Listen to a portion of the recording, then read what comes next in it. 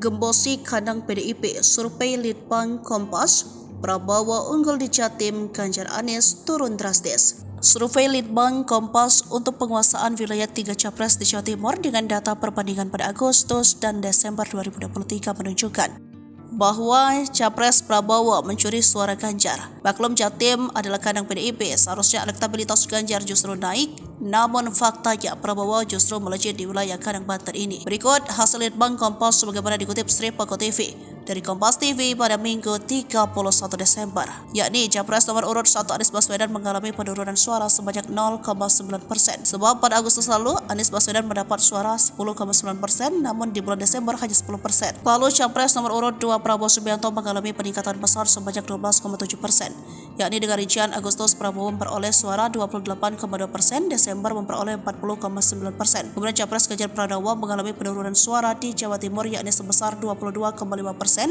Pada Agustus lalu suara Ganjar 41,1%. Namun di bulan Desember suara Ganjar menjadi 18,6%. Diketahui Jawa Tengah, Jawa Timur, dan Jawa Barat merupakan kandang PDIP. Sebab di pemilu 2019 lalu di Jateng PDIP mendapat suara 5,76% atau 29,71% secara nasional. Lalu di Jatim daerah kedua penyumbang suara PDIP terbanyak pemilu 2019, persentasenya mencapai 19,57% dari total perolehan suara. Sebanyak 4,31 juta warga Jatim memilih kader-kader PDIP pada Pileg 2019. Kemudian Jawa Barat atau Jabar menyumbang suara untuk PDIP sebanyak 3,51 juta.